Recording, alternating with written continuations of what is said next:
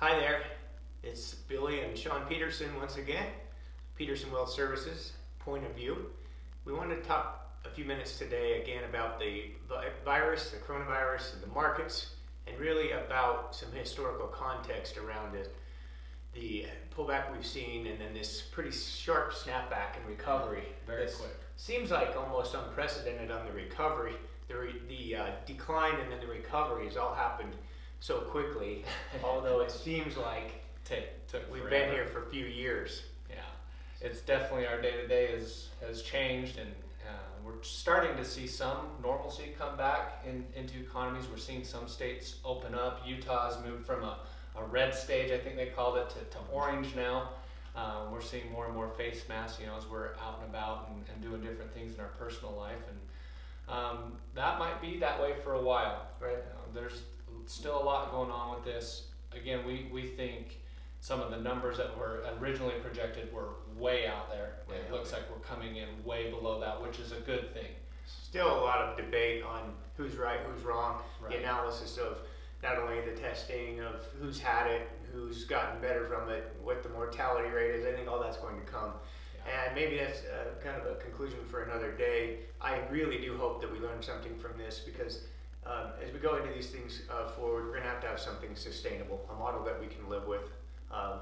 We don't know that locking everything down is going to be the answer every single year, because the economy really can't handle that. That's a huge thing with the economy right now. 30+ million people unemployed, and that affects all of us. It affects the markets. It affects how we're making investment decisions with client money. So, that's what we're here to share today. Is just how is this all panning out? And like Billy said, we've seen a very, very steep recovery. We're not back to our highs yet, but wouldn't expect to be right now, but we're seeing some strength.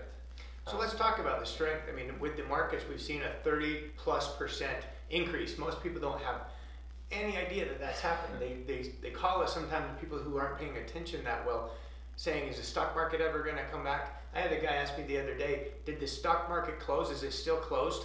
And I mean, that's kind of the mentality, is people just assume that everything's completely desolate and that we've lost everything. And we hear that over and over again. My parents, my friend lost everything in the Great Recession. My parents lost everything in the dot-com bubble. Well, those are just inaccurate statements. They're not true. We've seen how many things come out of the media right now that's not true. It's just over-exaggeration, dramatization, and really just trying to get people to pay attention. And it's sad. It's sad because so many people out there in the world listen and latch on, and then they turn into this panic mode, and they can't function, and then they get locked into fear. We're seeing actually a lot of companies thriving right doing now. Really well, actually. Technology, some of these technology companies. Yeah, there's so many companies out there that have sent their workforce home, and they've immediately figured out, how can we work from home? And there's companies that provide all this technology to work from home, and they're benefiting from this. Now, there's some that are struggling. We get that. But we're trying to position and work with fund managers that are trying to look for those opportunities where we can still see good returns. That's what we're doing here in the office. I talked to people up in our hometown in Morgan the other day, and the local meat processing company has seen their business increase by 4 times since this all started, because people are just really wanting to get a freezer full of meat. I mean, they're really looking at worst case scenario. Again, that fear gripped people, so they can't keep up with the demand. So there's businesses like that are doing really well now. Consequences of that, we know that doesn't stay. That's not a sustainable platform to be on. They're not going to be able to keep consistently increasing their numbers like that. So that's going to fall off. We go back to the agricultural companies and the meat producers, the farmers. They're going to see a spike in prices because of this short-term in demand. But when everything comes back online, they're going to see a major decline, and there's going to be consequences, a ripple effect. We're trying to get ahead of that here. Warren Buffett, who I like to quote all the time, and I do a lot in my book, he said the market is the #1 mechanism in the world of transferring wealth from inpatient people to patient people. And I really love that, because it's so true right now, is we're seeing some people who've decided to listen and to let fear take over, to move to the sidelines and completely out, and they did so. Many people did so 3 or 4 or 5 weeks ago when the markets were at the bottom, and now they're wondering what to do and how to get back in, and it's a very difficult process. Yeah, I think that leads right into one chart that we're going to have Kay throw on the screen right now. This is from our friends at MFS Investments, and it just talks about market declines and a history of recoveries. So you can read through the paragraph there, but I like it shows historically these different types of crises or pandemics, whatever you want to call them.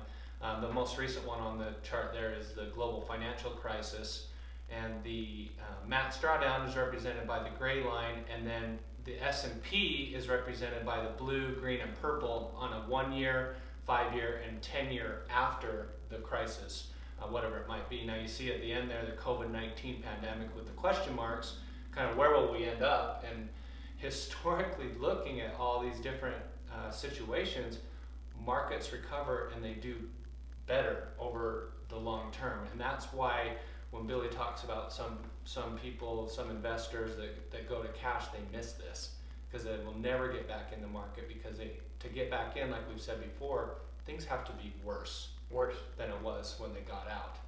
And then, when the all clear signal is given and the bells ring, the markets are allowed to be fully recovered. It's too late. Yeah, it'll be too late. So for investors who want to take advantage of the market's decline, it takes some fortitude. It takes a little bit of guts, let's call it, to put money to work. That's why we talk about the young investors and those who have a lot of time in their hands. Don't really get wrapped up in all the day-to-day. Just continue to do the automatic contribution. Put it into the 401k. Add it to your investment account.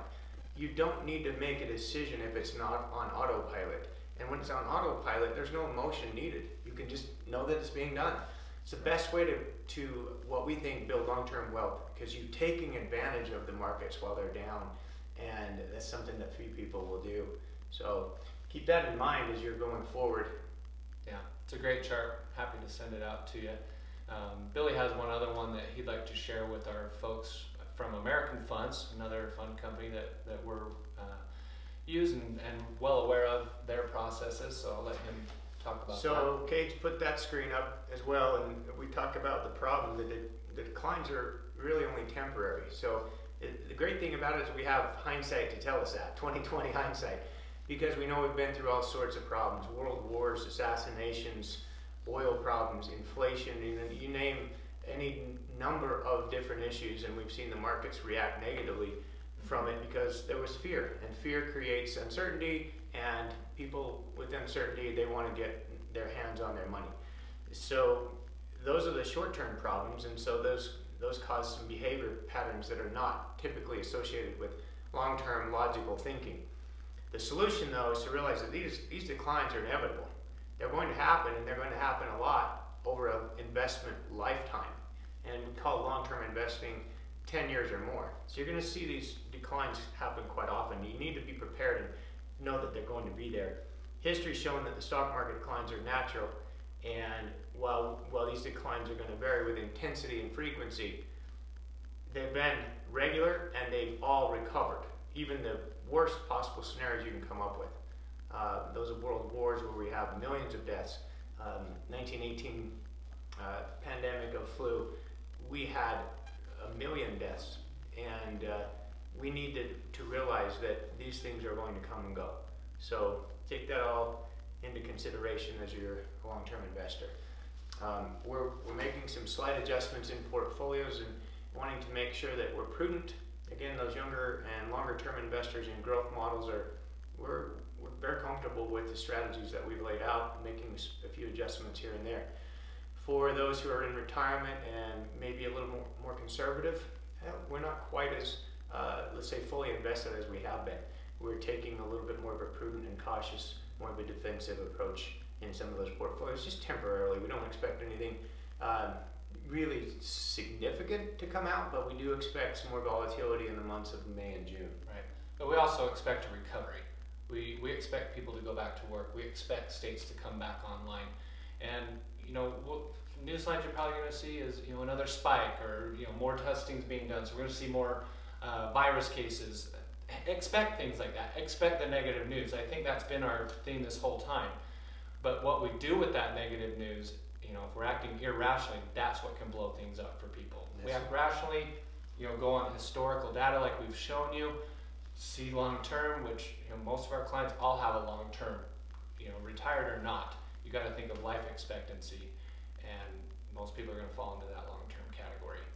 Know that the news is going to continue to try to spark fear. The news headline today was experts calling this a 2.5-year pandemic.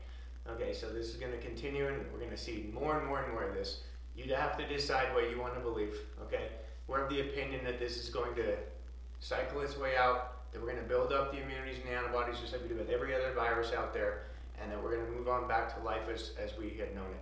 There might be a few changes, but let's let the scientists and the so-called experts study and decide which approach was the best approach and what kind of consequences are necessary in order to not only help people and protect people, but to keep our economy going and to make sure that we're you know, a thriving, you know, country like we've always been.